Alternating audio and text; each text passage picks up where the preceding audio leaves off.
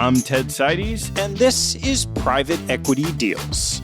This show is an exploration of deals in the private markets. Through conversations with private equity managers, we'll dive into individual deals to learn about deal dynamics, companies, and ownership that make private equity a force in institutional portfolios and the global economy.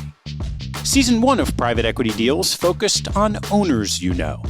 Season 2 focuses on companies you know. You can keep up to date and join our mailing list at capitalallocators.com. All opinions expressed by Ted and podcast guests are solely their own opinion and do not reflect the opinions of capital allocators or their respective firms. This podcast is for informational purposes only and should not be relied upon as a basis for investment decisions. Past performance is not indicative of future results. Clients of capital allocators or guests may maintain positions in securities or managers discussed on this podcast.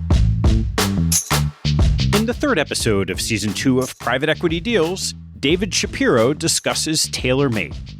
David is a co-founder of KPS Capital, a 3-decade-old private equity firm that manages in excess of $14 billion with a focus on acquiring and improving manufacturing-based businesses.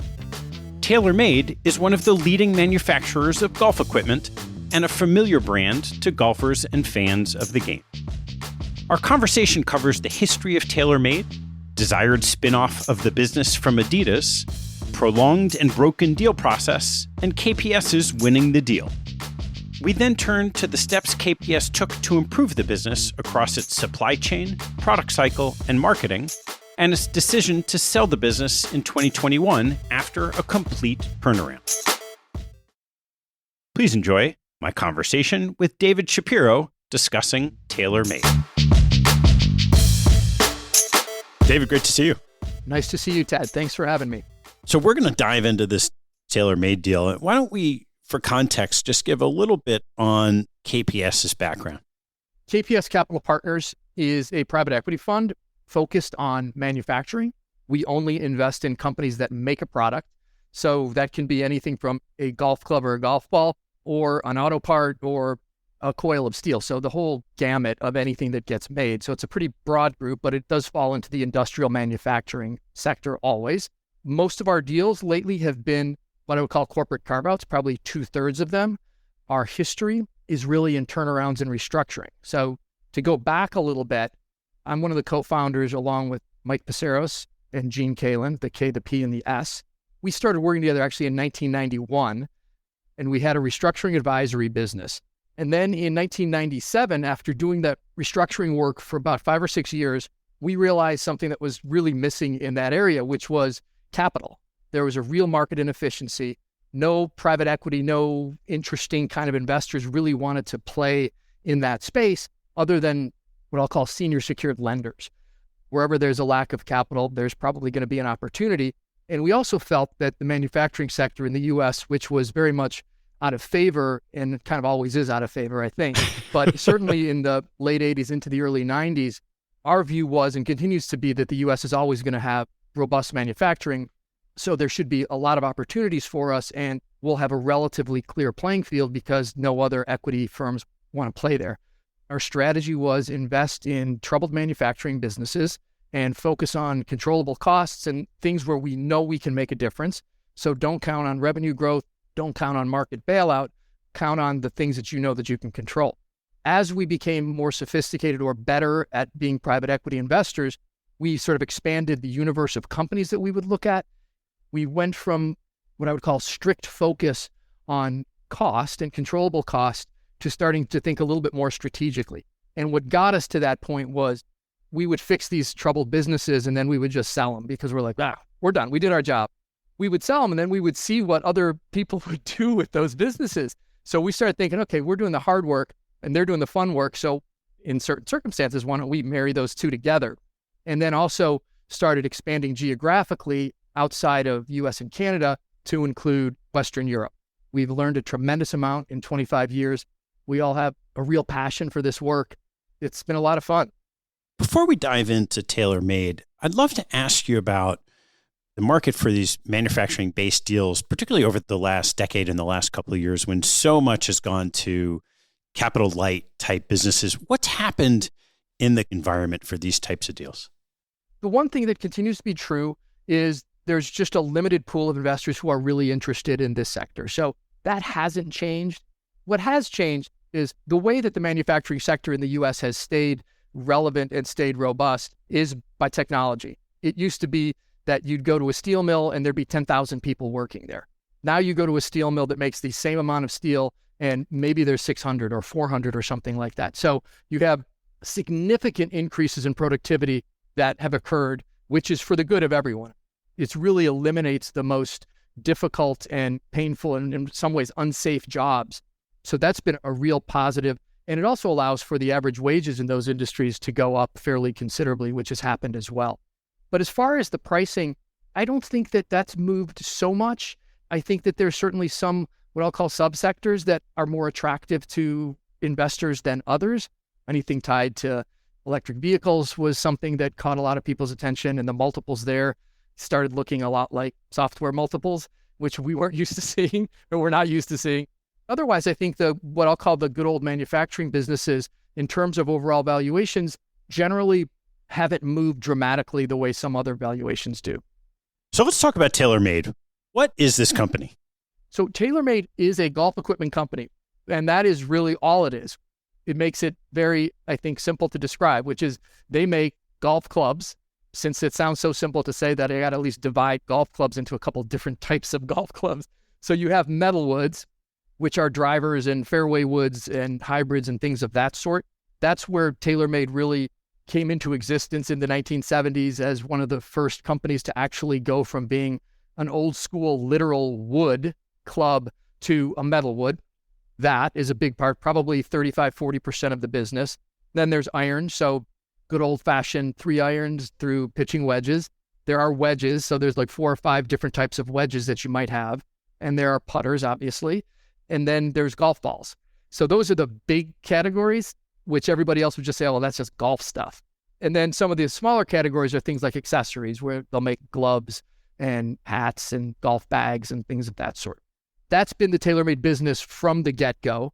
TaylorMade for many years was independent. Then it was owned by Salomon, and then it was owned by Adidas, or Adidas is the proper way to say it. When we first started looking at the company and they kept saying Adidas, we're like, I've been wearing Stan Smiths for 40 years and it was always Adidas. And they're like, no, there was actually a guy and his name was Adi Dassler, and so it's called Adidas. But I still have a hard time saying it. So Adi owned it from 1997 on. So what did happen in the lead up to your looking at the deal?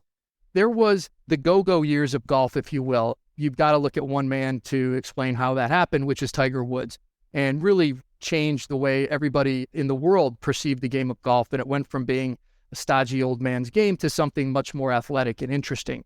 And that led to a lot more people paying attention to golf, which led to a lot more people buying golf equipment, which led to more participants in the golf equipment world and bringing in the likes of Nike and Adidas, where before that, you would just have the very particular golf brands there. So you had some very good years in the golf industry leading up to, call it 2013, 14, around there. And then the interest just started to wane. The view was it was sort of a declining sport, that it was back to being an old person's game, and that the demographics weren't really lining up well for the future, and that there was not going to be any meaningful growth there. So what some companies did, and I would say Adi was one of them, is they said, okay, well, we're going to just sell more stuff somehow. We need to sell things. So we're going to boost share. So what they did, which is the lesson for all businesses, I think, is that especially when, a consumer product like golf clubs, they shortened the product cycle dramatically. So new products were coming out way too frequently. And it's one thing if you have a huge technological leap that comes with each new generation, but they were basically repainting it and putting a different name on it and then putting it back out in the market again. And that was a prescription for disaster. What ends up happening is you end up flooding the market with the first product, and then you've got your next one coming. So you've got to discount the last one before the next one gets there. So your margins take a big hit. Consumers get used to the idea that says, well, if I just wait 4 months, I'll be able to get that metal wood for 50% off. So I'll just wait. So kind of what I'll call a virtuous circle going the wrong way happened. I think TaylorMade was one of the worst offenders of that, but I think all of the golf companies did a little bit of it. So you had generally so-so demand in the market, a sense that golf wasn't really growing. And then you had the manufacturers acting what they thought was rationally from a micro perspective, but from a macro perspective was quite irrational. So at that same time, you had a couple big announcements that happened that cemented the market's view that golf was really kind of a declining industry or sport. You had a couple pretty high profile bankruptcies on the retail side. Golfsmith went bankrupt. Sports Authority went bankrupt, which while it was more broadly into sporting goods, they had a bunch of golf. Then there were a couple small equipment manufacturers that went bankrupt. Then Nike made an announcement that they were going to stop with the equipment side. When they signed Tiger Woods way back at, called the turn of the century, they went from being just a sneaker and apparel company to being a golf equipment maker, fully because of Tiger Woods. They signed up a bunch of pretty good athletes, but they never had more than 2 or 3% of the market. And they, I think, rightly decided to exit golf equipment. And then at the same time, Adidas decided to do the same thing. You have a couple bankruptcies. You have a couple of the biggest sporting goods names deciding to get out of golf, I think, which sort of made everybody feel like, oh boy, this is not going to be pretty in the future. So as this gets ugly, you've got the Sports Authority going under, you've got Adidas looking to spin this off. What was attractive about it to you? The first thing I got to say, just from a personal level, I like golf. And all kidding aside, some companies are more fun to look at than others. Even if this wasn't the right deal, I would have taken a look at it just because I'm curious about a lot of different industries and certainly curious about how the golf business works. But that said, anytime you have a brand that has the reputation that TaylorMade had, even then, in spite of the mistakes it made in the market and all that, it still was absolutely one of the top 4 brands in the world. It was owned by a soft goods company. And for us, when we see mismatches between what I'll call core competencies of companies and then non-core assets, those are the best ones for us to take a look at. And Adi or Nike, they're great at certain things, but making hard goods, golf equipment, isn't one of them. It's an unnatural act for them. So that combination of things was intriguing. And also the idea that if everyone is thinking golf is dying, it's probably a good time to start looking at golf. The KPS way of thinking is a little contrarian in that way. The whole manufacturing in the 80s and 90s, everybody thinks it's dying, and we think that's an opportunity. Same way here. Golf wasn't going to die. It may not grow the way pickleball is growing right now, but golf's not going anywhere. And so if you can run that business well, and there are a bunch of marginal players in the industry that probably should be consolidated out, I felt that there was a real opportunity there. When we actually got the numbers, it was a bit stunning when we saw how bad they were actually doing. How bad was it? It was shocking. They had gone from a little over $1 billion in sales and a little over 100 of EBITDA. The worst year, which I think was 2015, which was the year that they decided to go and try to sell the company, they were down below 600 million of sales, and the EBITDA loss was pushing 200 million. Pretty staggering. Many people looked at that and just said, no, not fixable. How did you do your due diligence on it? We do what we always do. We sort of focus on the key drivers of the business. We spend as much time as we can with management, understanding how they think about the business. If we don't have a ton of experience in a particular industry, we'll bring in some help to think about the market and the growth prospects. And we did that here. And it was interesting. You can commission surveys now pretty easily. And it was sort of fun to, you design a survey, force rank these 10 attributes of clubs when you're going to buy a golf club. Some things just pop out at you immediately. That one thing that nobody admits is that they care which pros play those golf clubs. That was out of 10 items, almost universally, that was 10. No one wants to admit that, like, I buy a club because Rory McIlroy plays it, because that seems ridiculous, but it really does move the needle. These guys make a difference. And that was a tricky thing for us to get our heads around, is how do you value those sponsorships and those relationships? How do you quantify it? How should you think about it? How important is it? How many do you need? All of those types of things. But back to how did we do the diligence? When you see a company that lost that much revenue that quickly, there's a couple questions. First is why? And then second is, what did they do to try to offset it or fix it? And what often happens is that their infrastructure lags reality by a couple of years. you're still built to be a over $1 billion revenue business, but you're now 600 million and you carry the same overhead and the same fixed costs and all of that. You had Adi making big decisions about what they could do and how they would price that were a couple steps removed from the market. So I think that's where they got in some trouble. A lot of it was pricing, where they really got in that cycle that I was describing before of, okay, well, how do we drive revenue? Well, we have more new products. Okay, let's get new products out every 6 months. Okay, but we're stuck with so much inventory, we have to discount it. So what should be a high 40s gross margin business at the club level is suddenly you're down in the low 30s or mid 30s because you're having to discount so heavily to move inventory. So partly we were trying to figure out, is there some combination of what I'll call stopping bad behavior, right-sizing the cost structure, and just the benefit of carving it out from this soft goods company?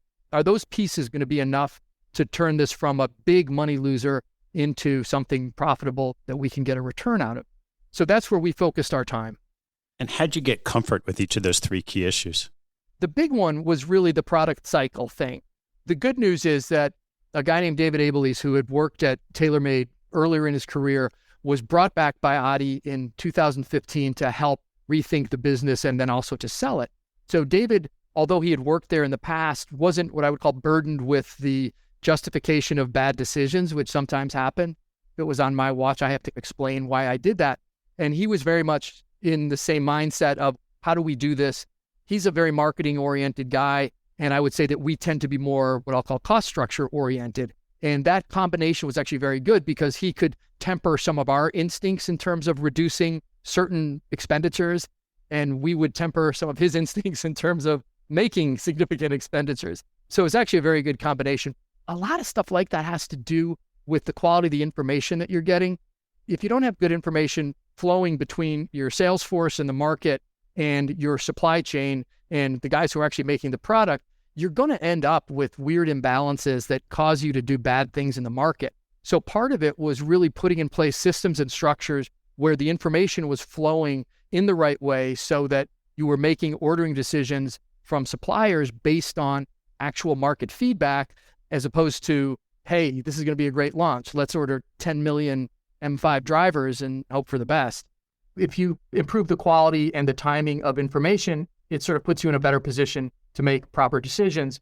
So all these things build on each other. As we started seeing all the pieces through the diligence process, we did get comfortable that there was a business plan here that made sense, even without what I'll call incremental growth in the market. We felt that TaylorMade was underweighted in certain of these subcategories. For example, golf balls, totally dominated by Titleist. TaylorMade, when we got there, had something like 3% share in the golf ball business, but they had a very high quality ball. They just were not putting money behind marketing it and getting it out there. So we felt there was an opportunity there. Same thing with putters. We felt that the technology that TaylorMade had on the shelf was actually quite good and that there was some real opportunities to pick up share in the future. And that was a pretty fun thing. So you talk about interesting diligence sessions.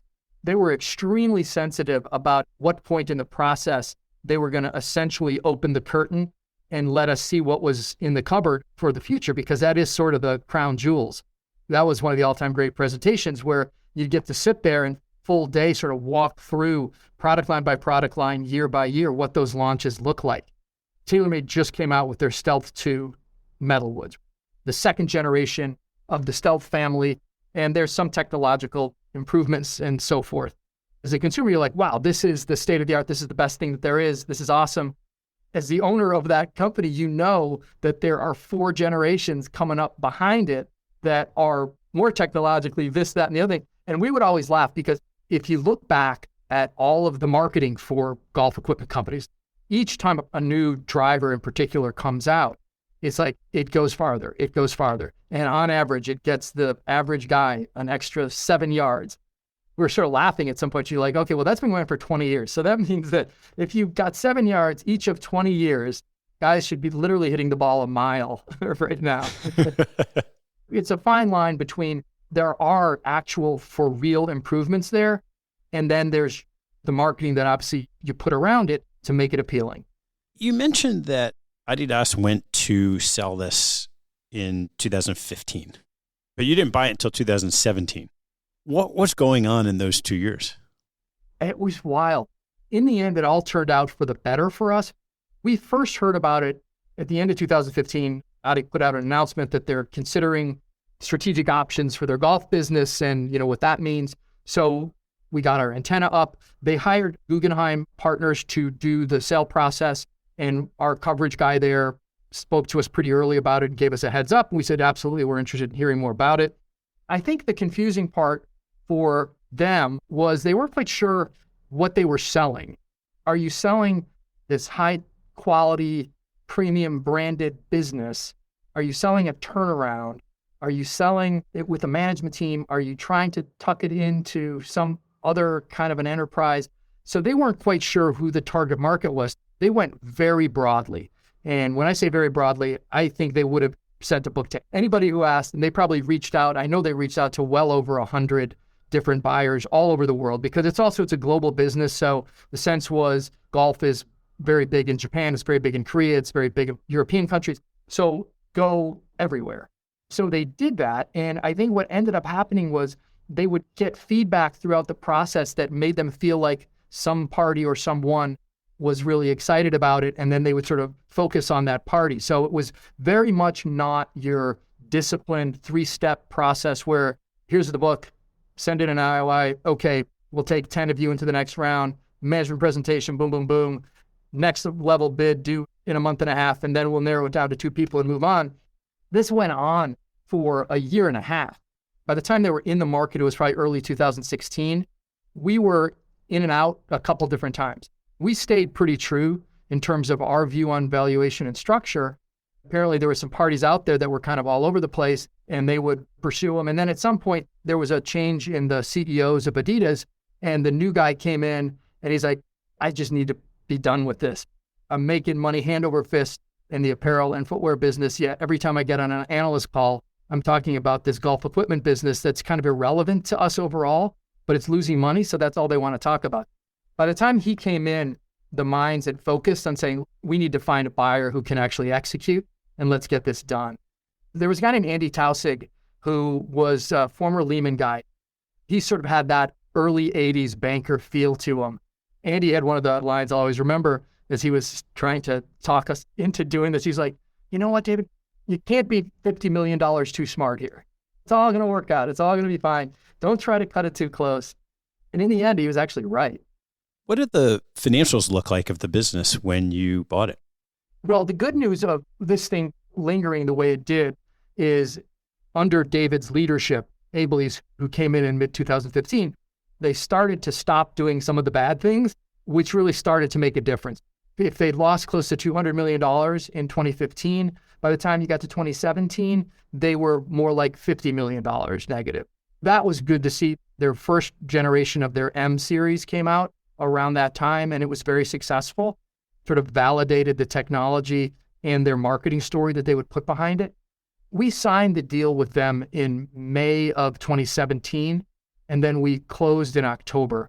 By the time we closed, it was getting much closer to break even. It was probably barely $10 or $15 million negative. So it was sort of good that it lingered as long as it did. It also gave us a chance to really see how the management team performed up close. When you have a 3-month window in an M&A process, you barely get any sense of if people actually can hit their numbers. When you're at it for almost 2 years, it's hard to hide. At that point, you either hit it or you didn't hit it. And they actually did a pretty good job.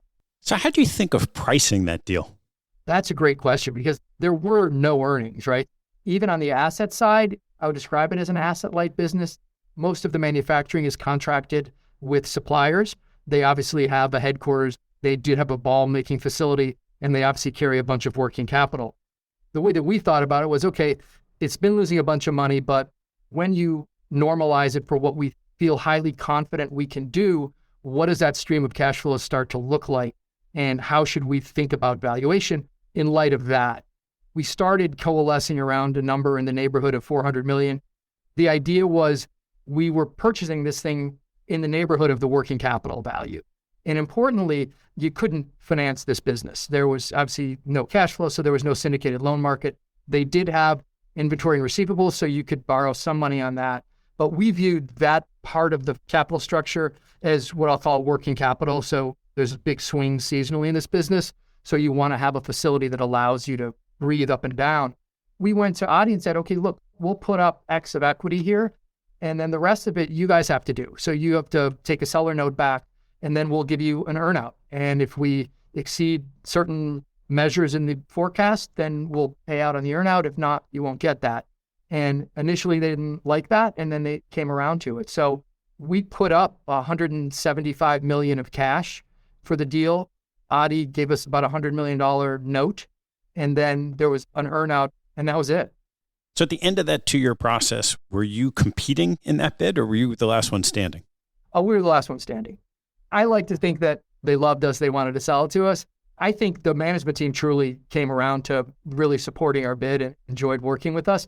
But I think from Adi's perspective, they wanted someone who was not going to screw things up, because there was a lot of interconnectedness between the core Adi apparel footwear business on the golf side and the TaylorMade golf company. So it had to be somebody who they trusted could handle the separation and set this business up to be an independent business.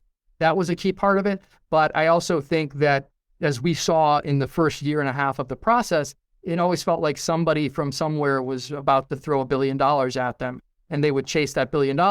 And then, like I said, when the new CEO came in, they focused a bit more. And I think they realized that getting the last dollar here isn't the most important thing, but making sure this gets done effectively, efficiently, and with the buyer that's not going to embarrass us, that's more important. Because again, they had put the Adidas golf footwear and apparel business together with TaylorMade, but they obviously weren't going to sell that to us. So we had to take the whole thing out of Adidas. Then we had to put back the apparel and footwear business. And, there was shared distribution, there was shared salespeople, there was shared everything. It was a little bit complicated.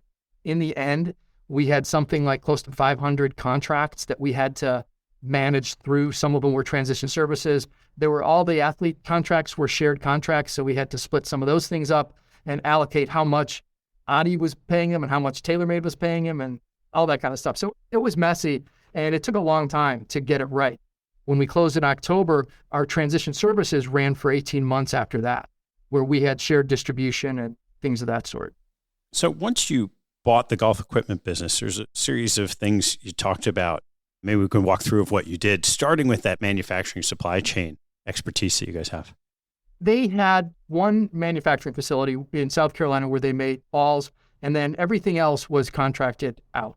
They were all Asian suppliers. And the general approach that they would have was, we're going to design this thing, and then when we are comfortable with what the design is, we're going to throw it over to the manufacturers.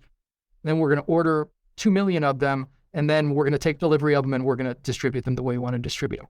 What we did was we worked with them to actually integrate the supply chain way back into really the product development process, so that while you're actually thinking about the product that you're going to come out with and the design for it, you're also making sure about that you can manufacture it at scale, how you're going to get the materials and how many of them you're going to need, and really get a much better sense of what it's going to cost to actually make the product. So that was a big part, I think, integrating forward and backwards with the supply chain and making them much more part of the team, if you will, treating them really like owned suppliers, holding them to metrics in terms of productivity, safety, quality that you do with your own plants, but they were not doing with the supply base. So we would actually have with them some KPS folks that would go in, some of the suppliers, and work with them on different continuous improvement projects, work with them on safety. And interestingly enough, at KPS, we have an award that we give to one company in the portfolio each year that is actually two things. It's most improved on safety, and it's just overall safety metrics. And by the second and third years we owned TaylorMade, they won the best safety metrics across the whole of the company, including its supply base. So they took it very seriously, and things like that really start to make a difference and have an impact on the culture and the way people think about the business. And that really leads to kind of good decision-making and tends to lead to better quality and better on-time delivery. Another one was that, this was a division of a very big company. So what happens with divisions of big companies? They tend not to have sophisticated finance departments. They tend not to manage cash. They tend not to focus on working capital matters. And that was very much the case here.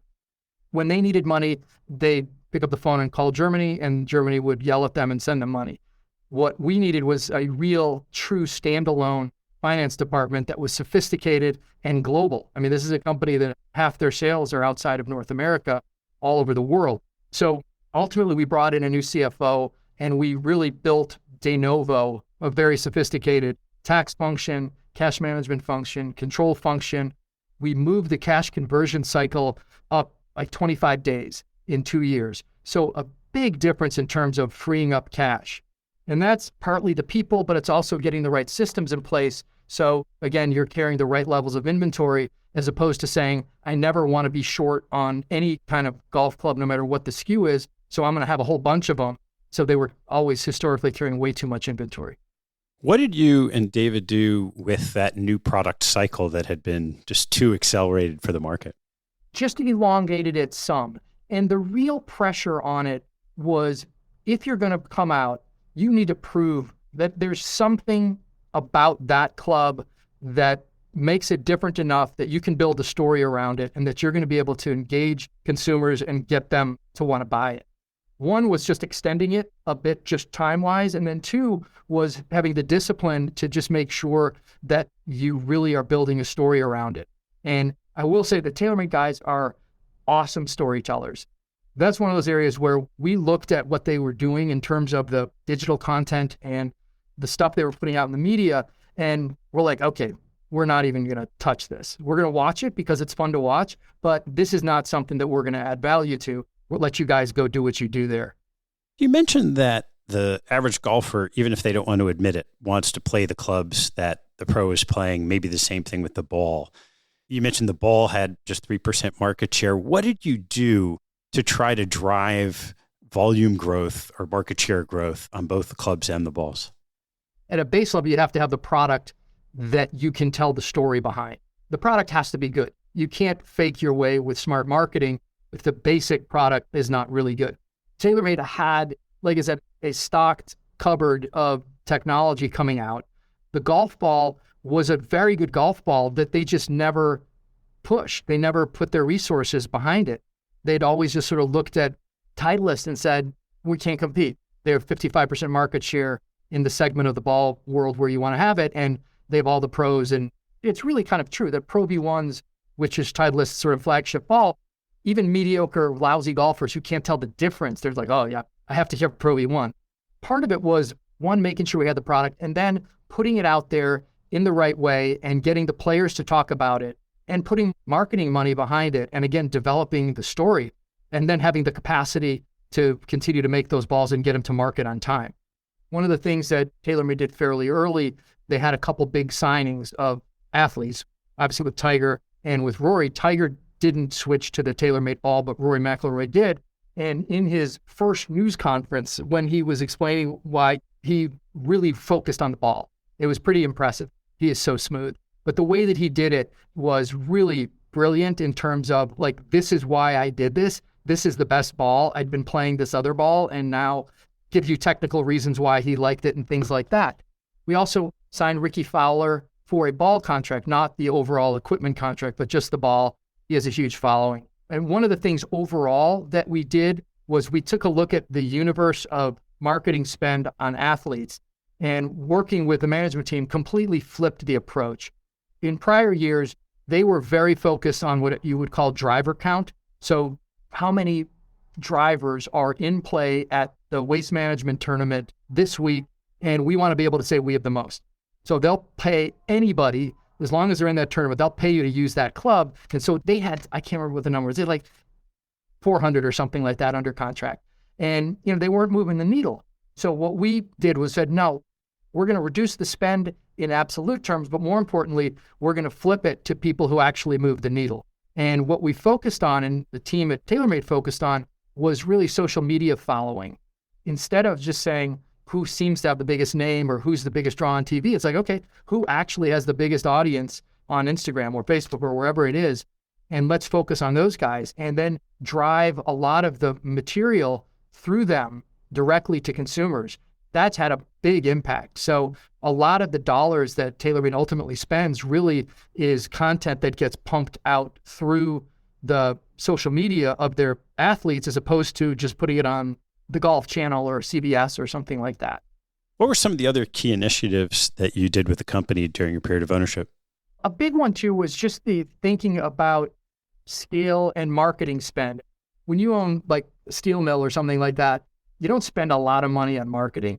When you own a golf club company, you spend a lot of money on marketing. So our initial look was, oh my God, this is a kind of an insane amount of money. What are you doing? The reality was when we bought it, it was an insane amount of money. It was 20% of revenue. You can't do that. As the company shrunk on the revenue side, they didn't reduce their spend much. We had them focus on both the absolute dollar spend, but also as a return on dollars spent. Like, are you getting incremental revenue for the dollars you're spending? So what happened by the time we sold the business, that 20% of revenue for marketing was down to 11%. Obviously, revenue went up dramatically, but we managed to not just keep marketing from growing, but we actually kept it down. And one of the things that's pretty funny, in one of the early meetings, their head of marketing, a guy named Bob Maggiore, was left to have to defend why they're spending 20% of their revenue on marketing. And I sort of said offhand, like, boy, that's a big pinata for us. I got to tell you, Bob. And so that was always sort of the joke, was that his marketing budget was a pinata. When we closed, Bob sent me this actual pinata of a little TaylorMade guy filled with teas instead of candy. We're going to have to get a picture of that for our show notes or something like that. Another thing which was very stagnant for many years was the commercial side, which is pricing. And there was a real fear of breaking certain thresholds. A driver, you stop at $399 or some level like that, and you cannot get people to pay more than that. We pushed very hard saying, look, you've been held at that price for 5 years now. You're adding all this technology. You're putting this great story behind it, yet you're continuing to sell it at a price. How do you know how elastic the market is here? And so under our time of ownership, the top driver went from under 500 to well over 600.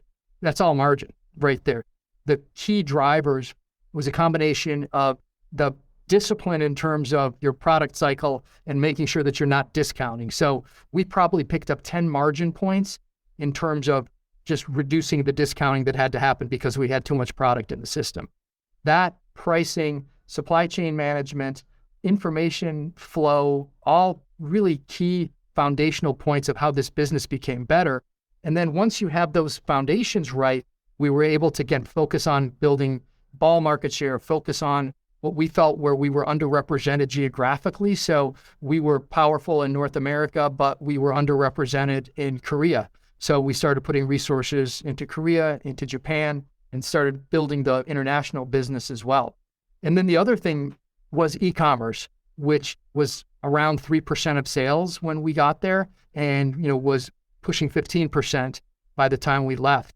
And obviously the margins on the direct to consumer are 5 to 10 points better than going through normal wholesale channels. So when you add up all of those changes, what happened to the financial performance of the business?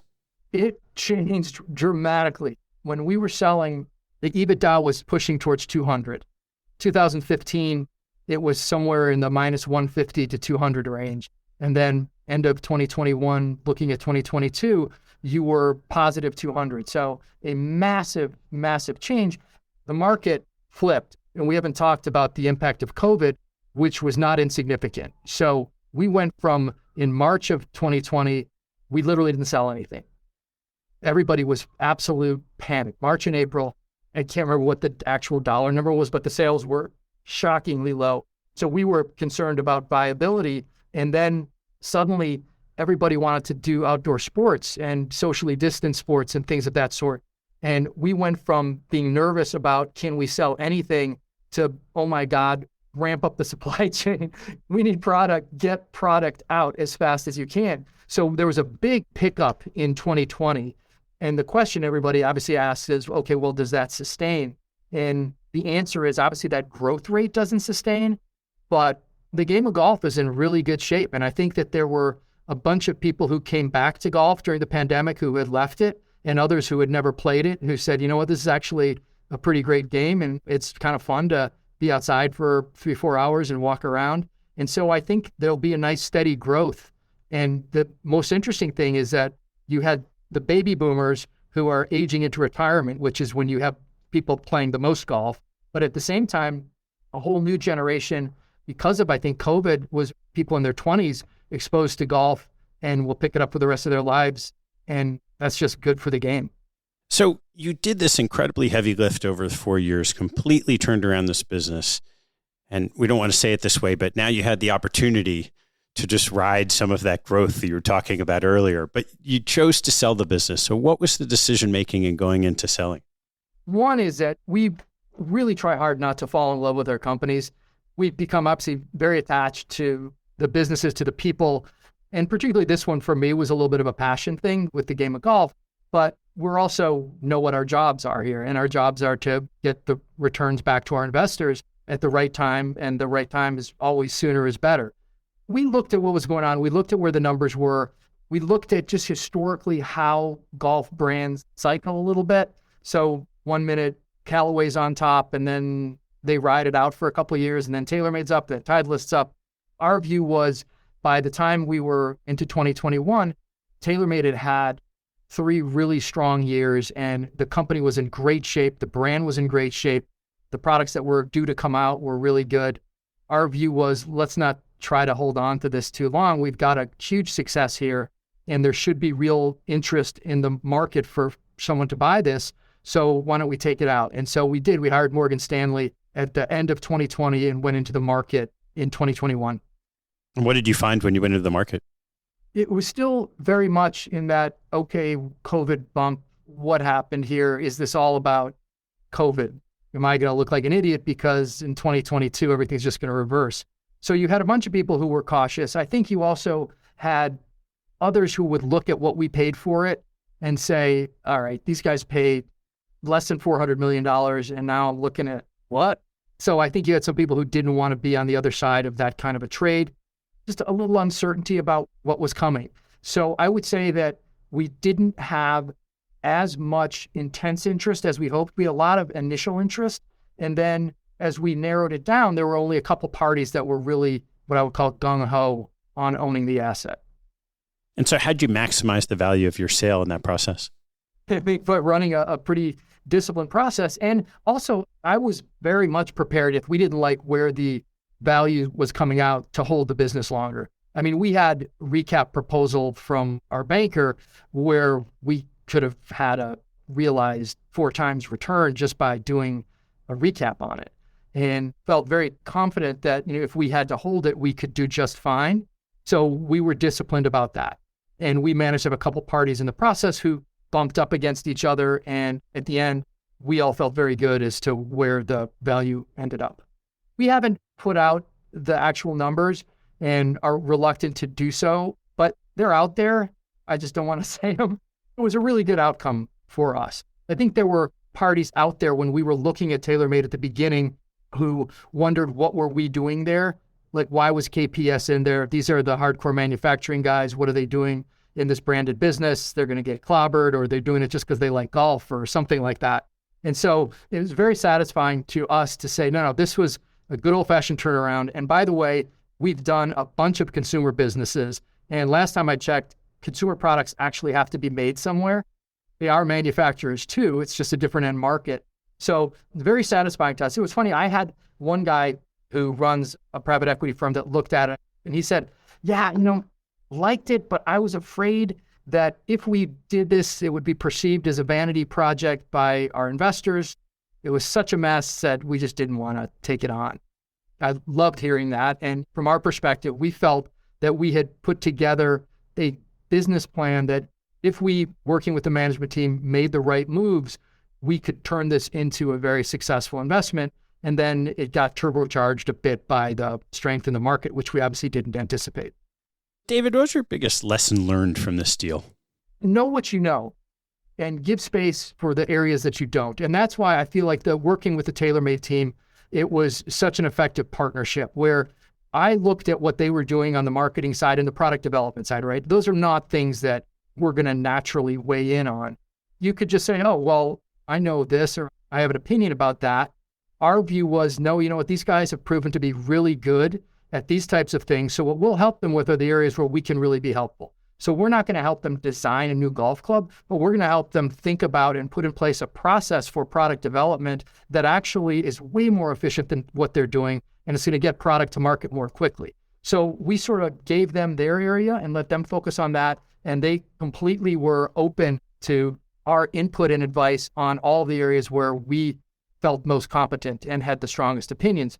Those combinations are sort of what you look for in an investment and in a working relationship with the management team, which is sort of a mutual respect and understanding as to who knows best about what types of issues and things.